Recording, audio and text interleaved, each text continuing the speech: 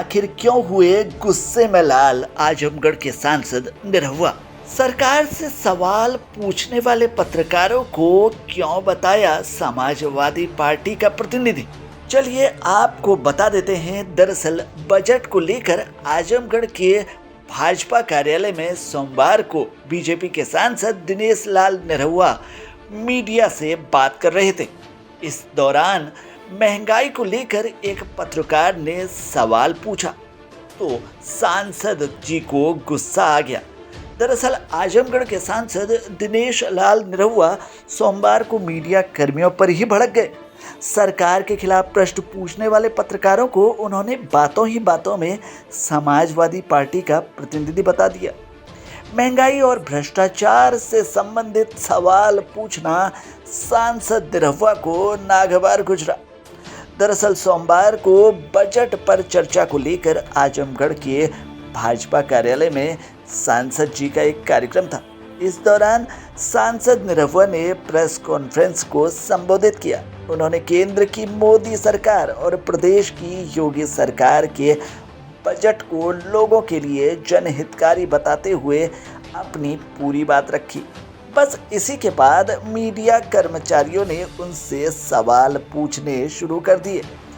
एक पत्रकार ने जब बजट में महंगाई नियंत्रण की कोई व्यवस्था न होने की बात कही तो सांसद जी को गुस्सा आ गया। उन्होंने मीडिया कर्मी को समाजवादी पार्टी का प्रतिनिधि तक बता डाला। उन्होंने कहा कि आजमगढ़ एयरपोर्ट से जल्द उड़ान शुरू होने वाली है। इसके लिए लाइसेंस मिल चुका है। जल्द ही दिल्ली की टीम निरीक्षण के लिए आने वाली है। प्रेस कॉन्फ्रेंस में ही उन्होंने कहा कि अंतर्राष्ट्रीय एयरपोर्ट के प्रस्ताव को शासन स्तर से स्थगित कर दिए जाने की बात। साथ ही उन्होंने यह भी कहा कि अंतर्राष्ट्रीय एयरपोर्ट के प्रस्ताव को शासन स्तर से स्थगित किया गया है। निरहुआ ने कहा कि आजमगढ़ में महायोजना अब तक लागू नहीं हुई है, जिसके चलते यहाँ निवेश नहीं हो पा रहा है।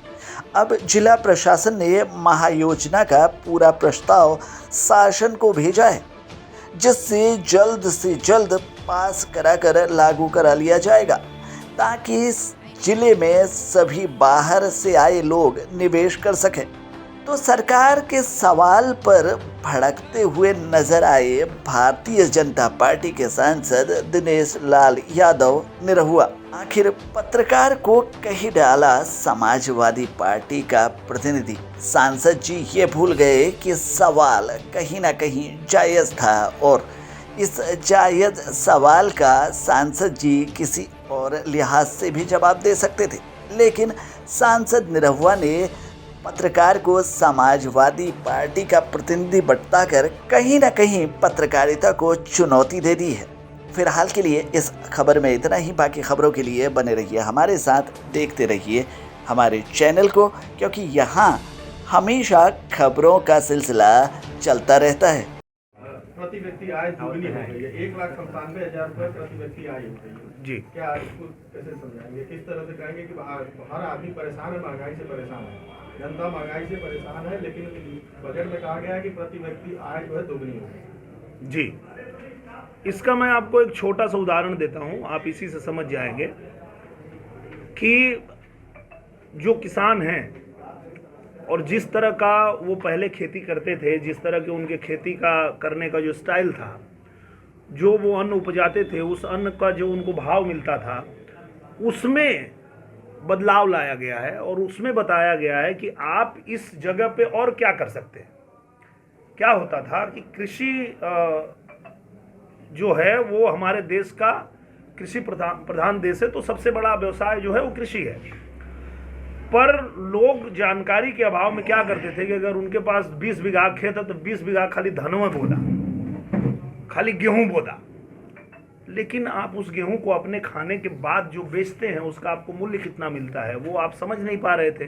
तो इसके लिए सरकार ने उस प्रशिक्षण के साथ साथ उनको ये बताया कि आप यहाँ पे ये भी उपजा सकते हैं, आप यहाँ पे ये भी उपजा सकते हैं, और ये उपजाने के बाद आपको कहीं बेचने के लिए अगर भेजना है तो ट्रांसपोर्टेशन के लिए अच्छी अच्छी सड़कें बनी। आजमगढ़ को पहले अगर आपके लखनऊ जाना होता था तो 2 दिन का समय निकालिए तो आप जाएंगे, फिर अपना काम करेंगे, फिर एक दिन आएंगे। आज आप सुबह निकलिए, पूर्वांचल एक्सप्रेसवे पकड़िए, शाम तक अपना काम करके वापस आजमगढ़ आ जाइए। तो ये सारी चीज़ें जो बनी है, वो जब आपको सुविधाएं मिलती है तो आप जो उपज कर रहे हैं उसको बेचने के लिए आपको बाजार भी मिल रहा है, आप कहीं भी पहुंचना चाहते हैं तो समय की बचत भी हो रही है। तो इस तरह से ही विकास हो सकता है, लोगों के जो आय को दुगनी करने की बात है वो हो सकती है। अभी मैं आपके, चूँकि हमारे गाजीपुर में भी बहुत ऊसर ज़मीन है जहाँ कुछ उपज नहीं होता है, तो मेरा भी ऐसा बहुत ऊसर खाली पड़ा है। तो मुझे जब पता चला कि ऊसर ज़मीन में आदमी 1.5 लाख रुपया महीने कमा रहे हैं, तो कैसे कमा रहे हैं मुझे भी उत्सुकता हुई। मैं उनके गांव में गया और वहाँ पे देखा कि उन्होंने 7 रंग का फूल लगाया हुआ है और उस फूल को देखभाल करने के लिए, जी चिलबिला गांव, और उस फूल को देखभाल करने के लिए जिन लोगों को उन्होंने रखा है उनको भी रोजगार मिल रहा है। 40 लोग जो कोरोना काल में मुंबई से आजमगढ़ आए थे उस गांव के, उनको वापस मुंबई नहीं जाना पड़ा क्योंकि उनके गांव में ही उनको रोजगार मिल गया। और वो जो उन्होंने खेती लगाई है उस खेती के लिए 50% जो पैसा है वो सरकार ने दे दिया सब्सिडी के रूप में। तो ये सारी चीज़ें जानकारी भी होनी चाहिए कि हम क्या क्या कर सकते हैं। उस ऊसर ज़मीन में उनसे जब मैंने पूछा कि आप महीने में इससे कितना कमाते होंगे, तो उन्होंने कहा 40 लोगों का तनख्वाह देने के बाद, उनको रोजगार देने के बाद 1.5 लाख रुपए महीने में कमा रहा हूँ। तो इतनी सी ऊसर ज़मीन में कोई आदमी 1.5 लाख महीना कमा सकता है। अगर ये हम अपने खेती करने के तौर तरीके को बदलें कि इस ज़मीन में हम व्यावसायिक खेती भी कर सकते हैं, खाली धान ही थोड़े खेती है, खाली गेहूं थोड़े खेती है, तो आपको डबल नहीं 10 गुना आपकी आमदनी हो सकती है अगर आप अपने जो कृषि कर रहे थे उसका तौर तरीका बदलें, तकनीकी बदलें। और आजमगढ़ के लिए तो मैं कहना चाहूँगा कि हमारे लिए वरदान है कि आजमगढ़ में 2 कृषि अनुसंधान केंद्र हैं जहाँ पे कि आप जा कर के सीख सकते हैं कि भैया हमारे पास 10 बिस्सा ज़मीन है, 10 बिस्सा ज़मीन में हम क्या बोएं, कैसे बोएं, उसमें क्या करें कि हमारी इनकम जो है बहुत ज़्यादा हो जाए। तो वो भी बताने के लिए आपके आजमगढ़ में ही अनुसंधान केंद्र भी है, कृषि विज्ञान विद्यालय भी है। तो ये तो आजमगढ़ के लिए सौभाग्य। आजमगढ़ का ही लड़का जो 10 लाख रुपया महीने का नौकरी करते थे लंदन में, उसको छोड़ के आके और ऊसर में वो फूल खिला रहे हैं। तो मेरे कहने का मतलब ये है कि कृषि के क्षेत्र में आज पूरी सरकार जिस तरह से पैसे दे रही है, आपको अनुदान दे रही है, आपको सुविधा दे रही है, आपको लोन दे रही है, तो हमारे जो युवा भाई हैं वो चाहें तो किसी और की नौकरी करने के बजाय खुद ही नौकरी पैदा कर सकते हैं और अपने गांव में ही उसी ज़मीन में, जिस ज़मीन में कल तक कुछ नहीं होता था, उसी ज़मीन में आप अच्छी खासी व्यावसायिक खेती कर सकते हैं और कई लोगों को रोजगार भी दे सकते हैं और अपनी भी आमदनी बढ़ा सकते हैं। तो ये प्रावधान भी सरकार ने दिया है। महंगाई 2014 में गैस सिलेंडर 450 का था, 1150 रुपये हो गया। पेट्रोल 100 रुपये से ऊपर बिक रहा है। मुझे लगता है, अनाज का दाम देख लीजिए, आटे का दाम देख लीजिए, 40 रुपये किलो बिक रहा है। जी आपको, मुझे लगता है कि आपको पहले हिंदुस्तान से एक बार बाहर निकलना चाहिए। नहीं, हम हिंदुस्तान में नहीं बाहर जाइए तो आपको दुनिया से जब तक आप तालमेल नहीं बिठाएंगे, देखेंगे नहीं कि हम कहाँ हैं और हमारा पड़ोसी कहाँ है, क्योंकि सबके ऊपर परिस्थितियां सेम है। जब कोरोना काल आया तो वो भारत में भी आया, पाकिस्तान में भी आया, अमेरिका में भी आया, फ्रांस में भी आया, रूस में भी आया, जापान में भी आया। ये प्रधानमंत्री नरेंद्र मोदी जी की दूरदर्शिता है, उनकी सोच है कि आपको कोरोना से बचाया भी, 2 आपको फ्री वैक्सीन भी लगाया और अपने भारत को लगातार मजबूत भी बनाया। और उसके अलावा आपको बताता हूँ, आप कह रहे हैं ना कि भारत के बाहर क्यों जाएं, इसलिए जाइए क्योंकि मैं जाता हूं और मैं देखता हूं जिस देश में तेल पैदा होता है, जिस देश में तेल के कुएं हैं, वहां कम से कम 60 गुना महंगाई बढ़ी है। आपके यहाँ तो डबल भी नहीं हुई है। क्या बात करेंगे आप? आइए आपको मैं दिखाता हूँ। सबसे सस्ता तेल है कहाँ पे? कहाँ पे जो मिल रहा है कच्चा तेल, लेकिन उसके बाद हम 100 रुपये। मैं वही कह रहा हूँ, तो एक बार आइए ना, आप एक बार चलिए। जी, आपको हम लोगों ने चुना है, सबने चुना है। जी सर, आप विदेश जा सकते हैं। यहाँ के जो मझोले और छोटे किसान हैं, सबसे ज़्यादा डिमांड आती है, वो आती है आवास के लिए। गरीब लोगों को आवास चाहिए। इस बजट में प्रधानमंत्री ग्रामीण जो निवास के लिए 60% जो है पिछले साल से 60% ज़्यादा बजट में रखा गया है। तो ये एक तरह का ये भी प्रयास है कि 2024 के पहले कोई एक व्यक्ति नहीं बचना चाहिए जो ये कहे कि हमारे पास आवास नहीं है, और अगर 2024 के बाद कोई भी एक व्यक्ति कहता है कि हमारे पास आवास नहीं है तो आसानी से, चाहे वो गांव का प्रधान हो, चाहे वो वीडियो हो, उसकी जिम्मेदारी है, वो फिर बताएगा कि आपने ऐसे कैसे किसी को छोड़ दिया। क्योंकि प्रधानमंत्री जी की जो सोच है, जो जिस तरह की वो योजना लेके आए हैं कि कोई 2024 तक बचना नहीं चाहिए, एक व्यक्ति नहीं बचना चाहिए जिसके पास कि ऐसा कह सके कि हमारे पास आवास नहीं है। तो ये सारी चीज़ें हैं और मुझे लगता है कि ये जो अंतिम व्यक्ति तक जो हम लोगों का ये नारा भी होता है, हमारी सोच भी होती है और हम यही सोच के राजनीति हम लोग करते भी हैं कि आखिरी व्यक्ति तक लाभ पहुंचना चाहिए और उसकी व्यवस्था भी इसमें किया गया है। तो ये सारी चीज़ें, और मुझे लगता है कि जिस तरह पूरा देश खुश हुआ है, आप जैसे मध्यम वर्ग परिवार को भी देख लीजिए। टैक्स में पहले जिस तरह से उनको एक मानक था कि आपको इतने पैसे तक देना पड़ेगा टैक्स, वो भी 7 लाख कर दिया गया है। मतलब हमारे मध्यम वर्ग को भी एक राहत मिली है कि वो ज़्यादा पैसे बचत करके और अपने परिवार के ऊपर खर्च कर सकता है, उसको सरकार को टैक्स देने की आवश्यकता नहीं है। वैसे ही जो बुज़ुर्ग हैं उनके लिए भी ऐसा प्रावधान आया है कि वो और ज़्यादा पैसे अपने जमा पूंजी में रख सकते हैं, उनको टैक्स नहीं देना पड़ेगा। तो ये हम कह सकते हैं कि चाहे बच्चे हों, चाहे वो बुज़ुर्ग हों, चाहे वो महिलाएं हों, चाहे वो नौकरी पेशा हों, हर किसी को ध्यान में रखते हुए ये बजट लाया गया है और मुझे लगता है कि ये अब तक का सबसे बेस्ट बजट है। और ये हमारे आने वाले भारत के जो हम लोग कल्पना कर रहे हैं, पूरा भारतवर्ष कल्पना कर रहा है कि आने वाले दिनों में हमारा भारत जो है वो आत्मनिर्भर भारत होगा। तो इसकी नींव जो है ये बजट ने रख दिया है। अच्छा, देखिए अभी क्या है, रामराज में सब संभव है। सब सही बात। चलिए आप सबको ये पता होगा, जैसे भैया ने कहा कि रामराज में सब संभव है, तो ये तो दुनिया जानती है कि रामराज में रावण पैदा होता है। तो कोई रावण होगा तो उसका इलाज हो जाएगा, जैसे रावण का इलाज हुआ था इसका भी हो जाएगा। उसको मिट्टी में मिलाने का काम करेगी योगी सरकार, इसमें कोई किसी को संदेह नहीं होना चाहिए।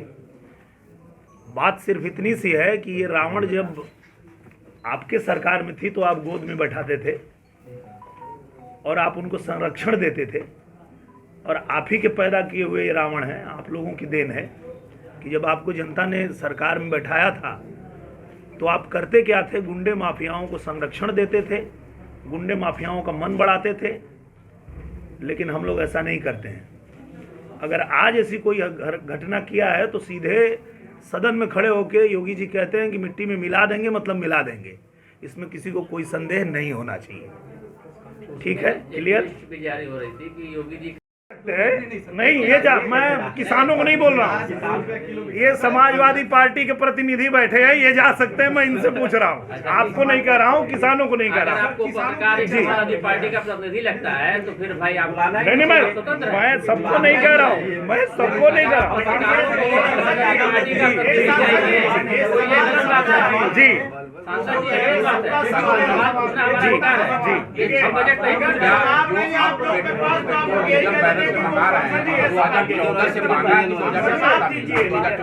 एक एक करके सर, एक एक करके सर, अपने सांसद से हम पूछ रहे हैं कितनी महंगाई। सर आप पूछिए, हम आपसे आपका जवाब देंगे सर। जवाब तो है, उन्होंने पूछा था कितनी महंगाई। हाँ सर, बात करें वो विदेश जा सकते हैं, वो सपा के प्रतिनिधि हैं, ये कैसे आप कह सकते हैं? इस ऐसे कह सकते हैं कि आप किसी बात से खुश नहीं है। नहीं सर, खुश करने वाली कोई बात नहीं। देखिए सरकार, एक मिनट सर, मेरी बात भी तो सुन लीजिए, मैं तो आपकी सुन रहा हूँ सर। सर एक एक करके, नहीं, कभी नहीं सर, कभी नहीं सर। एक छोटा सा सवाल है आपसे, नहीं, एक एक करके, एक एक करके सर, एक एक करके, एक एक करके सर, एक एक करके सबका जवाब देता हूँ सर, एक एक करके। मैं इसलिए कहा सर, क्या होता है कि हम भी यहाँ रह रहे हैं, आ रहे जा रहे हैं, तो क्या होता है कि भाषा से पकड़ में आता है ना कि ये सरकार कुछ अच्छा कर रही है। वो एक ही आदमी है जिसको समझ में नहीं आता है सरकार अगर वैक्सीन लेके आती है तो भाजपा का वैक्सीन है, नहीं लगवाएंगे, वो है अखिलेश जी।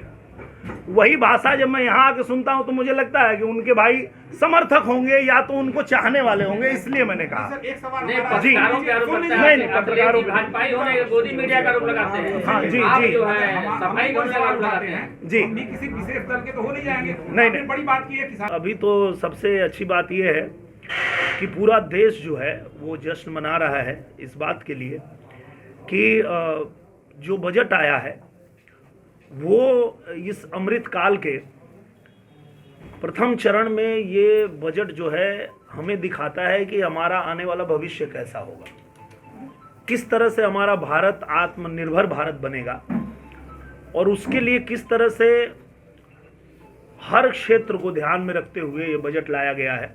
और सबसे बड़ी बात यह है कि मातृशक्ति का स्वरूप हैं हमारे वित्त मंत्री जी श्रीमती निर्मला सीतारमण जी। तो जैसे एक माँ घर का बजट बनाती हैं और घर को कैसे चलाना है उसका ध्यान रखती हैं, ठीक उसी तरह से उन्होंने ध्यान रखते हुए कि हमारा जो भारत है उसका बजट कैसा होना चाहिए कि सबको उसका लाभ मिले, हर परिवार के सदस्य को लाभ मिले और परिवार आगे भी कैसे बढ़े, परिवार मजबूत भी कैसे हो, तरक्की भी कैसे करे, ये भी ध्यान में रखा गया है।